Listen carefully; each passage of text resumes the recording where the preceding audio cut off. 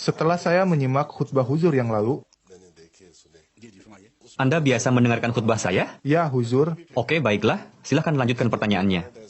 karena topiknya adalah pembahasan ilmiah, sehingga di forum ini, Terdapat kemungkinan karena mata rantai topik masih belum tertutup, sehingga banyak sekali poin-poin yang akan terbuka di masa yang akan datang.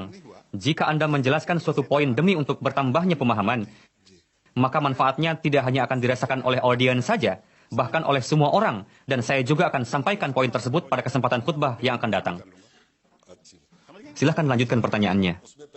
pada khutbah pertama, yang membahas berkenaan dengan Nurun ala Nur, Huzur telah membahas topik yang sangat ilmiah, bahwa Nur memiliki dua tipe.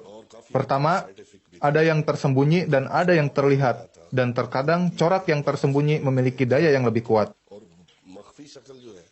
Dalam hal ini, Huzur memberi permisalan black hole. Black hole tidaklah terlihat, tetapi jika ada suatu benda yang mendekat kepadanya, maka dia akan serta-merta menarik ke dalamnya. Ada satu poin yang terlintas di benak saya. Tampaknya black hole merupakan satu dead star atau bintang mati. Sebuah bintang yang umurnya sudah berakhir dan mati. Otomatis tidak akan ada sinar lagi di dalamnya. Konsep Anda dalam hal ini tidaklah benar. Jika dilihat dari sudut pandang sains, yang terjadi adalah sebaliknya. Pertama-tama, coba Anda pahami kata black. Mantel panjang yang saya pakai ini warnanya hitam.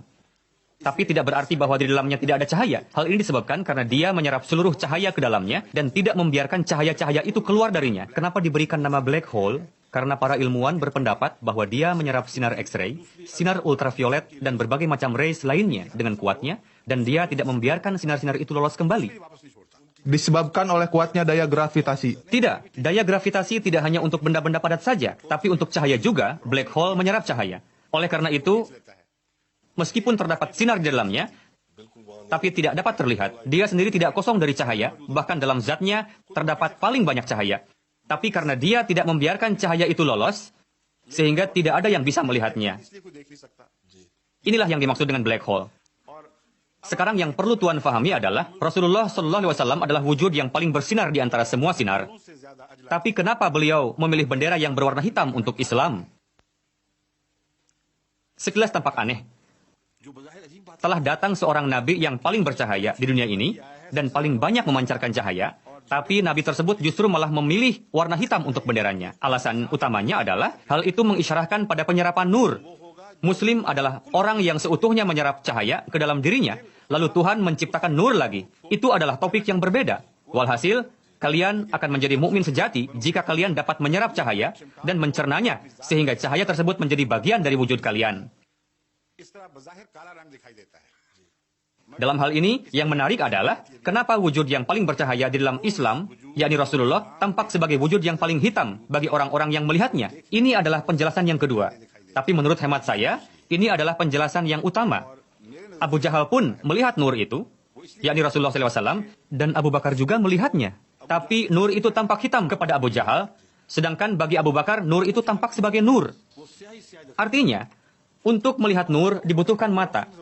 Nur itu akan tampak kelam pada mata yang tidak bisa melihatnya. Karena bendera tersebut selalu digunakan oleh Rasulullah pada saat berperang melawan musuh, sehingga ini merupakan pengumuman bagi umat muslim bahwa bendera hitam ini merupakan perwujudan nur. Sedangkan bagi para musuh, hal itu berarti bahwa seperti halnya bendera ini tampak gelap kepada kalian. Coba saja kalian lawan. Meskipun pada zahirnya tampak gelap kepada kalian, yang akan unggul nur inikah atau yang kalian anggap sebagai nur? Ini merupakan pembahasan yang menuntut suatu pendapat menurut sudut pandang masing-masing. Dan dalam dialog yang bersifat ma'rifat, hal-hal tersebut bisa saja masuk. Saya kembali pada pokok masalah yang kita bahas di awal tadi. Dalam hal ini saya hanya ingin memberitahukan bahwa manusia tidak dapat melihat jenis-jenis nur yang memiliki daya yang lebih kuat dengan mata telanjang. Misalnya, sinar X-ray. Sinar X-ray memiliki daya yang lebih kuat dibanding spektrum cahaya yang dapat dilihat oleh mata kita. Tapi sinar X-ray tidak bisa dilihat. Rasulullah telah menjelaskan topik ini dengan sangat dalam, yakni kenapa Tuhan tidak terlihat. Perlu diketahui bahwa nur yang kita sebut sebagai X-ray, jika mengenai mata kalian secara langsung, maka dia akan membakarnya. Kata ini jugalah yang digunakan oleh Rasulullah dalam hadis, yakni Tuhan telah menyelubungkan zatnya dengan tabir nur, Jika tabir itu dilepas, maka segala sesuatu akan terbakar dan musnah. Mata yang memandang tidak akan bisa bertahan darinya. Walhasil, kedahsyatan nur juga menjadi tersembunyi. Inilah yang ingin saya sampaikan.